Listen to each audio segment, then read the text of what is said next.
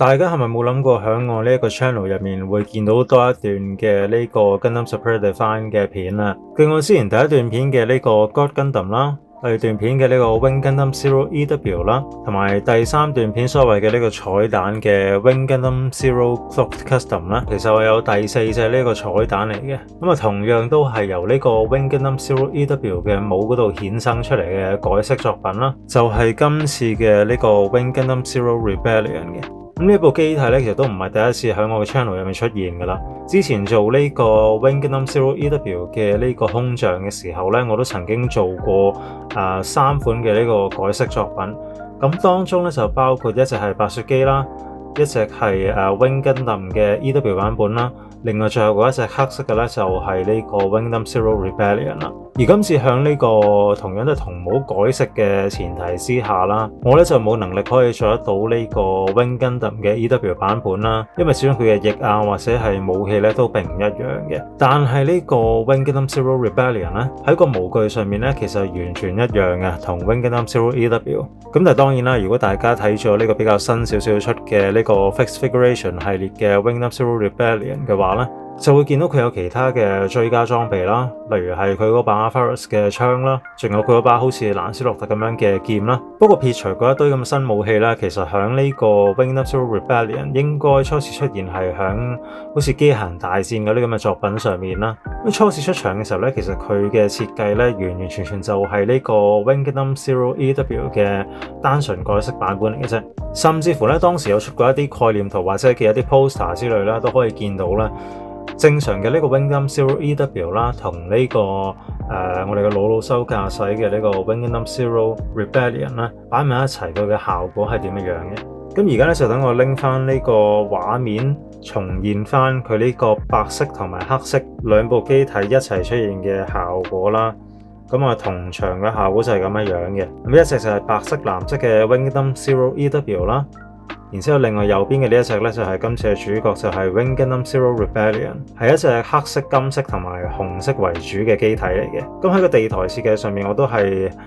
今次係用咗黑色嘅地台啦，再加埋呢個金屬紅色嘅色塊嘅。咁除咗原初嘅呢個 Wing Gundam Zero EW 嘅對比之外咧，我都想拎翻呢一隻嘅 Clocked Custom 嘅出嚟做一個對比嘅。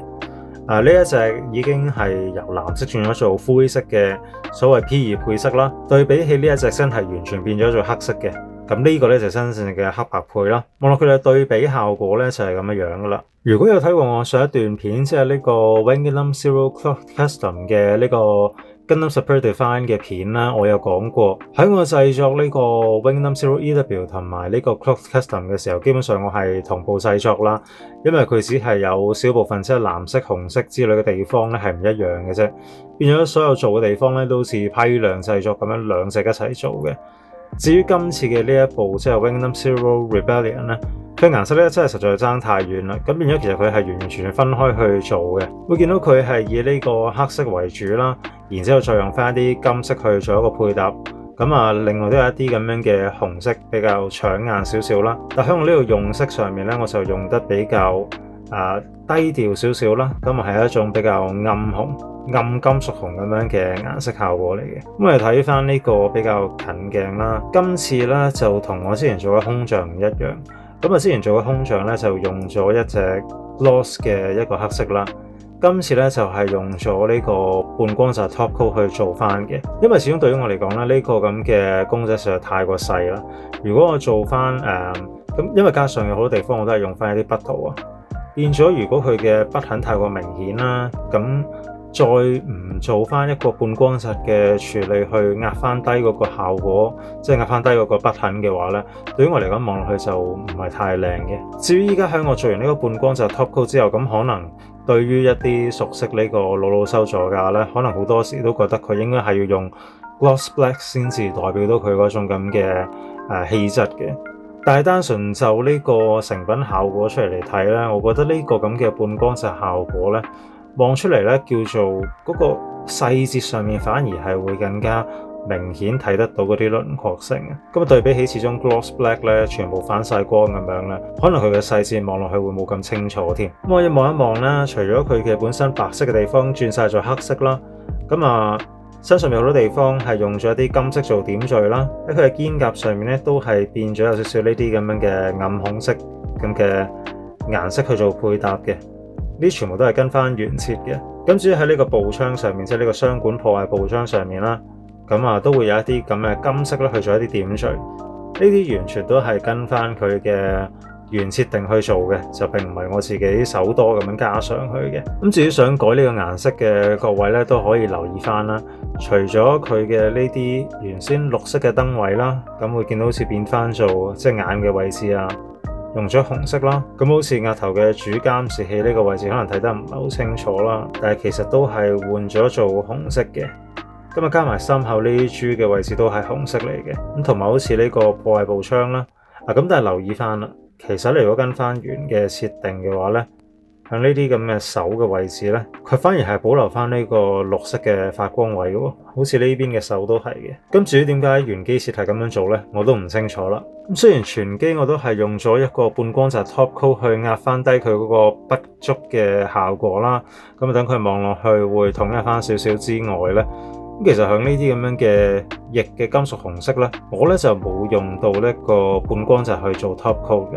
咁始終半光澤咧都會影響咗佢嗰個金屬嘅表現質感啦。喺呢啲咁大塊，即係呢啲咁誇張嘅液上面，呢啲咁嘅紅色位置咧，我自己咧就會比較想佢保留翻一個金屬質感。加上我做嘅時候，咁你會見到我呢度同之前嘅 Wing Gundam Zero AW 做嘅漸變係唔一樣啦。之前做嘅時候咧，就會想盡量模仿翻佢，可能中心就比較白少少，咁向啲細節位置有少少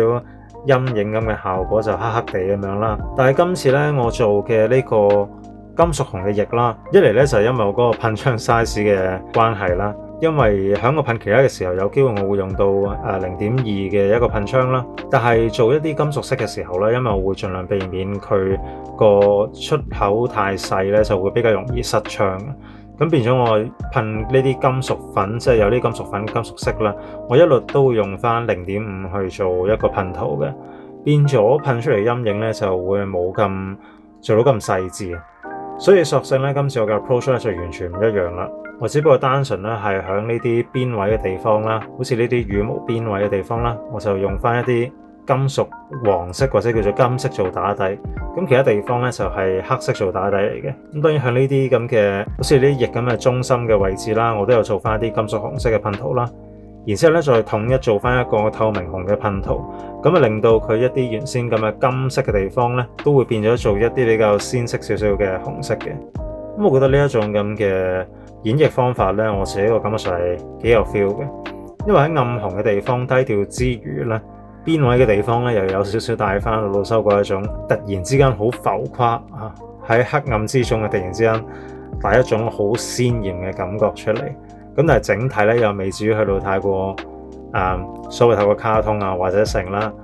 甚至乎其實個配色咧呢一種咁嘅魚紅色咧，我係用咗呢個 metallic 嘅 blood red 去做嘅。喺顏色上咧，其實就比較對照翻呢個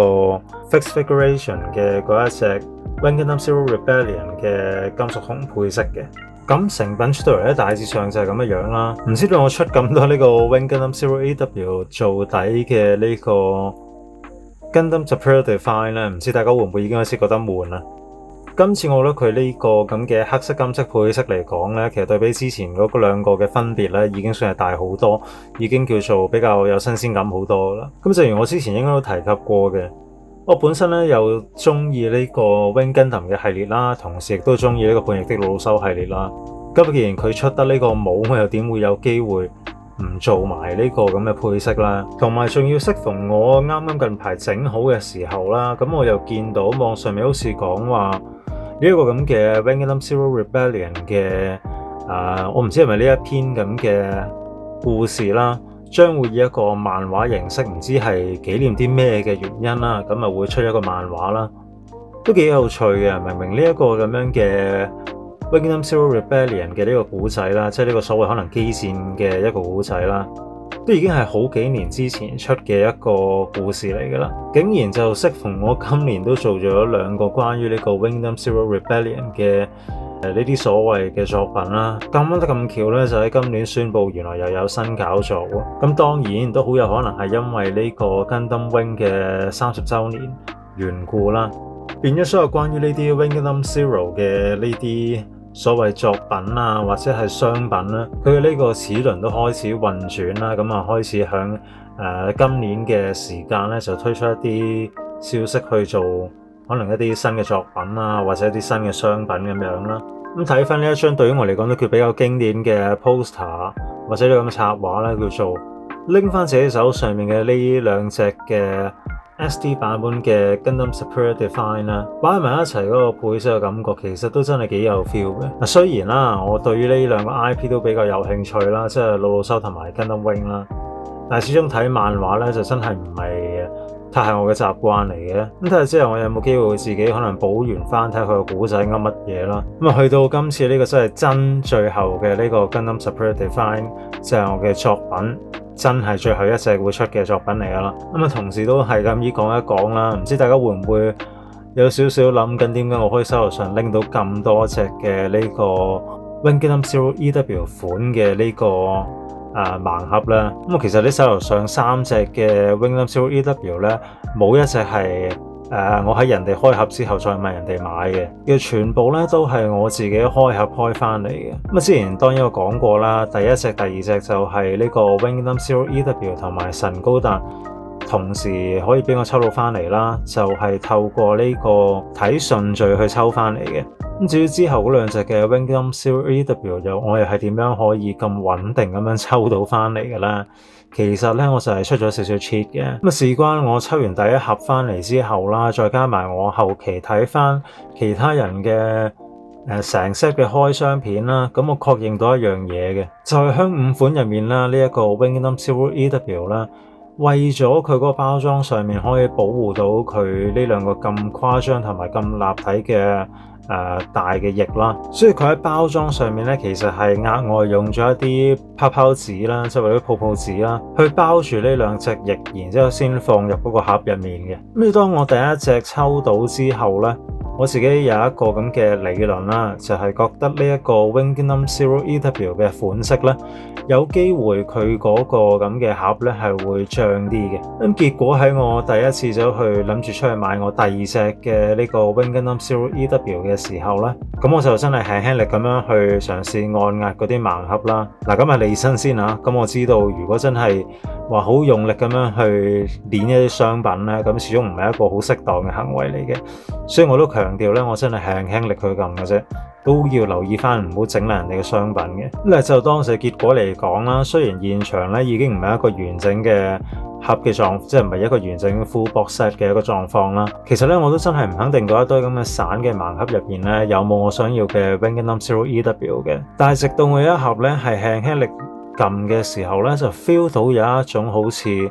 泡泡紙咁樣嘅回彈感覺。咁最後咧我就抽咗嗰一盒啦。咁結果咧，我亦都係冇估錯或者叫做冇 feel 錯嘅，佢確實咧就係一個 Wing Gundam Zero EW 嚟嘅。咁最後咧，我就憑住呢一個咁嘅去感覺泡泡紙嘅回彈嘅呢個方法啦，最後咧就去抽埋我嘅呢個第3盒嘅 Wing Gundam Zero EW 啦。咁終於咧就俾我有一個足夠嘅素材咧去完成呢3種嘅唔同配色啦。不過呢啲單純都係一啲少少嘅分享啦，因為去到今時今日咧，我見到市面上都有好多呢啲咁樣嘅即係第一彈嘅 Gundam Super Define 嘅啦，基本上都可以用一個叫做幾平嘅價錢啦，幾乎係 full box set 或者係原 set 5款咁樣買翻嚟嘅。咁如果大家可能都唔係太需要去考慮呢啲咁樣嘅靠摸盲盒去估邊一隻係呢隻 Wing Gundam Zero EW 啦。無論如何點都好啦，呢個咁嘅 Gundam Super Define 系列咧，真係今次係最後嘅一段片啦。要拍嘅嘢咧我都拍晒噶啦。接住落嚟，如果我有下一段片嘅話，咁我就下一段片再見。